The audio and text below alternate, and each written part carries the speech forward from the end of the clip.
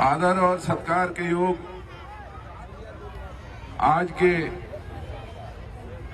इस विशाल धरना प्रदर्शन के माननीय अध्यक्ष और हमारी बावन पालों के सरदार, हमारे सबके सर के ताज आदरणीय श्री अरुण जेलदार जी,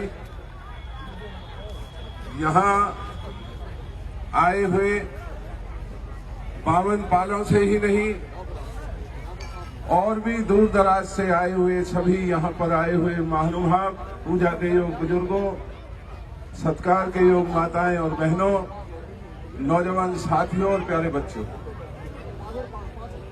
अभी हमारे आदरणीय विधायक भाई परवीन डागर जी ने जो अभी अपनी बात आपके सामने रखी, वो बात आप सबने सुनी है। मेरे से पूर्व सभी वक्ताओं ने अपने अपने विचार आप लोगों के सामने रखे हैं। मैं ज्यादा ना कहता हुआ सबसे पहले तो मैं आप सबका और खास करके जो बाहर से हमारे भाई हमारे इस दुख की घड़ी में हमारे इलाके की इस पावन धरा पर हमारा समर्थन करने आए हैं, मैं उन सब का अभिनंदन करता हूं, उनका धन्यवाद करता हूं। और जो हमारे बावन पालों की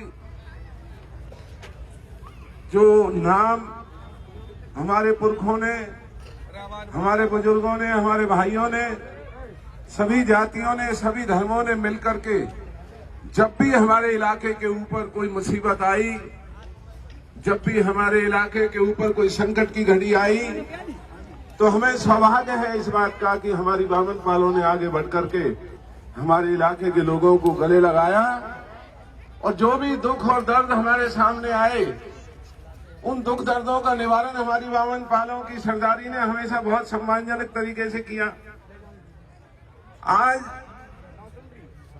ये एक ऐसी स्थिति हमारे और आपके सामने आकर के खड़ी हो गई है जो अगर ये हमारे अधिकार बावन पालों के हमारे भाई बुजुर्गों का होता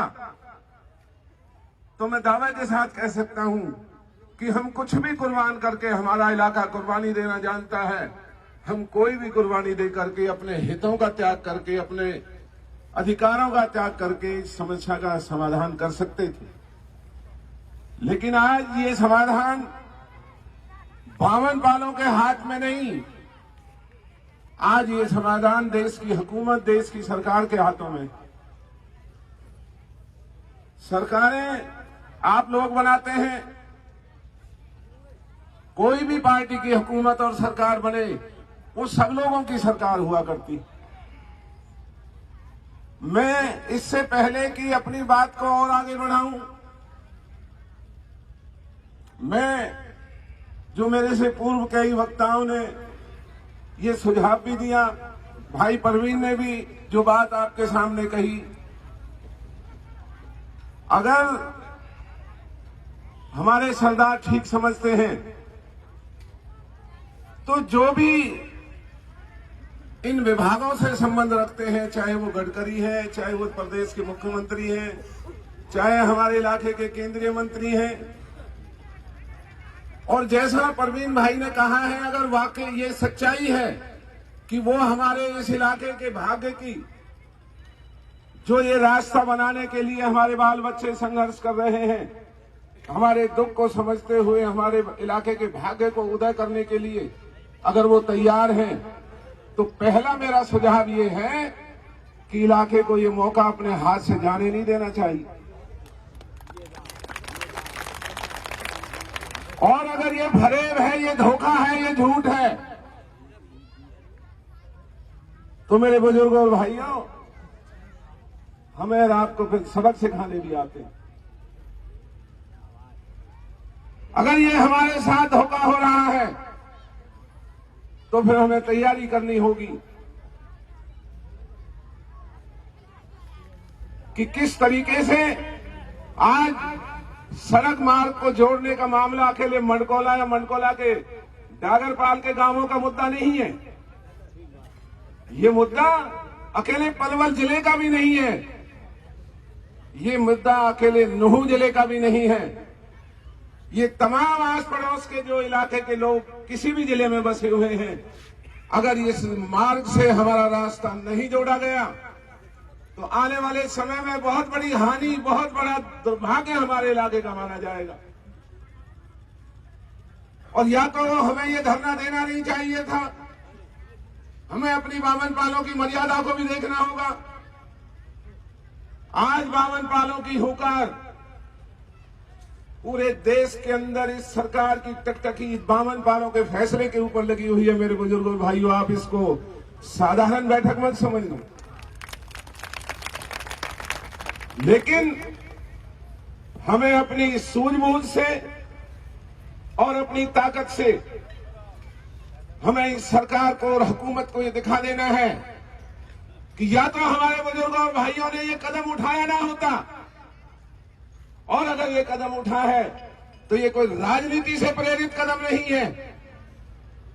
इस सड़क को जोड़ने की मांग किसी राजनेताओं की मांग नहीं है, ये किसी राजनीतिक दल का सवाल नहीं है, ये सवाल किसी एक जाति का नहीं है। ये सवाल अगर है तो इस हरियाणा के इस एक कोने में पड़े हुए सबसे पिछड़े और सबसे पीछे रहने वाले इलाके के भाग्य को उदय करने का है। जब जमीन हमारी एक्वायर हुई है, जब हमारे इलाके की जमीन की छाती के ऊपर से राष्ट्रीय राजमार्ग जा रहा है, बड़े बड़े साहूकार, बड़े बड़े धनाढ्य, बड़े बड़े पैसे वाले लोगों ने जहां जहां इसके उतार चढ़ाव बने हैं, उन्होंने पैसों का खेल खेल करके वहां ना जाने कितनी जमीनों को वहां पर खरीदा है। और अगर ये सरकार ये समझती है कि केवल अंबानी, अडानी और बड़े बड़े पैसे वालों के हितों को संवारने का ही अगर ये काम करेंगे और हमारे भाग्य के साथ, हमारे बच्चों के भाग्य के साथ अगर ये खिलवाड़ करने की साजिश करेंगे तो हमारा ये 52 पालों का इलाका इस सरकार को माफ नहीं करेगा। और मैंने आपसे पहले भी कई दफा हाथ जोड़ के निवेदन किया है, आपके दम पर हमने पिछले दिनों किसानों के संघर्ष में कंधे से कंधा मिलाकर के इस इलाके में जो आवाज उठाई, भगवान ने हमारी और आपकी सबकी लाज रखी। आपकी ताकत थी कि पहली दफा पलवल की धरती पर आपने रेलों को रोका, आपने सड़कों को रोका, आपने सरकार और देश के प्रधानमंत्री को मजबूर किया।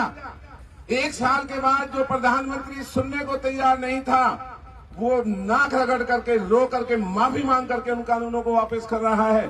तो ये छोटा सा कट बनाने के लिए क्या हमारी और आपकी इतनी ताकत या इतनी हमारी और आपकी वो नहीं है कि ये सरकार हमारे दर्द को समझे और आगे बढ़ करके हमारे इलाके के लोगों को गले लगा करके हमारे इलाके के अंदर आकर के इस काम को करें?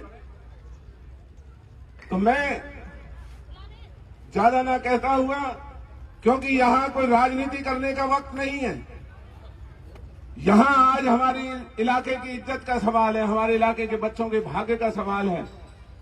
तो मेरा तो यही सुझाव है बुजुर्गों और भाइयों, एक दफा इस सरकार से भाई परवीन डागर को ले जाकर के और इस इलाके के सांसद को ले जाकर के इनसे जवाब ले लो, भाई बना रहे हो या नहीं बना रहे। कोई ई पोर्टल और ये दुनिया भर के जो ये पाखंड करते हैं वो कोई नहीं माना जाएगा। और अगर इसमें धोखा है तो मेरे बुजुर्गों भाइयों, कदम उठ चुका है, कदम वापस नहीं होगा। आज हमारी 52 पालों की इज्जत का सवाल का एक मुद्दा बन चुका है। अगर हम इसमें कुछ न कर पाए तो आने वाले समय में अगर 52 पालों के नाम पर कोई पंचायतें होने की बात आई तो प्रसन्न चिन्ह लगेंगे हमारी हैसियत के ऊपर। हम कोई सरकार से जबरन टकराव नहीं चाहते हैं, हम इस उतार चढ़ाव के नाम पर यह राजनीति नहीं करना चाहते हैं। हम केवल अपने इलाके के भाग्य के उदय होने के लिए एक संघर्ष कर रहे हैं, सोई हुई सरकार को जगाने की बात कर रहे हैं। तो आखिरी सुझाव मेरा ये है कि अगर ये इनके साथ जाकर के इलाके के पंचों को भरोसा ना हो तो फिर यहां चाहे कुछ भी हो, जो भी फैसला हमारी 52 पाल करेंगी, हमारी तेवतिया पाल के हमारे सरदार चौधरी विजेंद्र सिंह और हमारे सभी तेवतिया पाल के भाई बंधु यहां आए हुए हैं, हमारी तेवतिया पाल कंधे से कंधा मिला करके जो भी आपका आह्वान, जो भी आपका हुक्म होगा, हम सर धड़ की बाजी लगा करके आपके साथ खड़े रहेंगे और इस सरकार को मजबूर करेंगे कि हमारी इस बात को ये माने। और जो हमारी बहन बेटियां कामकाज को छोड़ करके यहाँ धरनों पर जो बैठना पड़ रहा है, हमारे ऐसे ऐसे बुजुर्ग जिन्हें उनके बच्चे चारपाई से नीचे उतरने तक की इजाजत नहीं देते हो, वो यहाँ सारा दिन बैठते हैं। एक हमारा बुजुर्ग यहाँ बैठे बैठे शहीद हो चुका। धिक्कार है ऐसी सरकार को जहां लोगों की धरनों पे जान जा रही हो और कोई आकर के ये भी ना पूछता हो कि भाई ये बुजुर्ग की जान गई तो क्या हुआ और क्या इसमें हम आपकी मदद कर सकते हैं। क्या हमें इतना गहरा गहरा समझ रखा है? तो अगर ये बात नहीं मानी जाती है तो जो भी वामन पाले यहाँ फैसला लेंगी। और मैं आप सबसे आह्वान करता हूं, जो बाहर से भाई आए हैं उनका धन्यवाद करता हूं, उन्होंने भी जो यहाँ आश्वासन दिया। लेकिन बुजुर्गों और भाइयों, ये लड़ाई हमें और आपको लड़नी पड़ेगी। हमारे इलाके के लोगों को, हमारे भाइयों को शांतिपूर्ण तरीके से इस सरकार को झुकाना होगा। और सरकारों को झुकाना हम और आप अच्छी तरह जानते हैं। मैं ज्यादा लंबी बात ना कह करके आखिरी बात कह करके अपना स्थान लेता हूं। याद करो उन दिनों को जब यहाँ कोसी के अंदर जब वो गाय काटने की मशीनें लगी थी, अंग्रेजों की हुकूमत हुआ करती थी। अंग्रेजों की हुकूमत के सामने किसी की हिम्मत नहीं होती थी कि कोई आवाज उठा सके कि ये क्या हो रहा है। धन्य है हमारे इलाके के बुजुर्ग और हमारे इलाके की पावन धरती। अंग्रेजों की हुकूमत में एक पंचायत कोसी के अंदर हुई थी, जहां हमारे आदरणीय अरुण जेलदार जी, इनके परदादा दादा गंगा बख्श जेलदार, उन्होंने और इलाके के बड़े बड़े पंचों ने बैठ के फैसला किया कि भाई इस लड़ाई को हमें कैसे लड़ना है। धन्य है उनकी वो सूझबूझ। नहीं अगर अकल से काम लेते तो पता नहीं कितने कत्ल होते। हमारा इलाका बर्दाश्त भी नहीं करने जा रहा था। उन्होंने आपस में बैठ करके कानाफूसी की कि भाई इसको हटाने का एक ही तरीका है। वाइसराय जो देश का सबसे बड़ा अंग्रेजों का अधिकारी था, उस पंचायत की आवाज को सुनकर के उसे आने के लिए मजबूर होना पड़ा। हमारे बुजुर्गों ने फैसला किया कि इन्हें डराने का, समझाने का भाई एक ही तरीका है। जब ये वाइसराय आएगा कोई खड़ा नहीं होगा। और जब दादा गंगा बख्श जेलदार घोड़े पर आएंगे तो सब खड़े होकर के जय जयकार करना इन अंग्रेजों की समझ में आ जाएगी। और वही हुआ। शायद नौजवान बच्चों को इस हकीकत का पता नहीं होगा, वे जो बुजुर्ग बैठे हैं वो जानते होंगे। जब वाइसराय आया तो कोई नहीं खड़ा हुआ। वाइसराय ने शर्म के मारे सर नीचा करके उसे चुपचाप बैठना पड़ा। और जब दादा गंगा बख्श वहां आए तो जय जयकारों के साथ जेलदार साहब की जो वहां हुंकार लगी, वाइसराय की हवा निकल गई थी। वहीं खड़ा होकर के हुक्म देके गया कि मशीनें यहां से हटा दी जाएंगी। अंग्रेजी हुकूमत में पहली दफा हमारे इलाके के लोगों ने ये जीत हासिल की थी। ऐसा ही वक्त है ये हमारे और आपके सामने। इस बेशरम सरकार से गोलियों से और लाठियों से मुकाबला करना इतना ज्यादा समझदारी की बात नहीं होगी।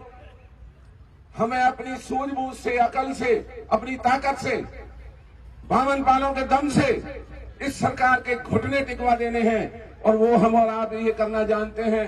मैं ज्यादा समय न लेता हुआ पुनः आप सबका यहाँ आने पर धन्यवाद करता हूँ और परमात्मा से प्रार्थना करता हूँ कि परमात्मा की कृपा हमारे इलाके के ऊपर बनी रहेगी। और इस बेहूदी सरकार को, हमारे इस दर्द के बारे में उनको थोड़ा बहुत ज्ञान आएगा और हमारे इस दर्द की सुध लेंगे। आपका धन्यवाद। राम राम।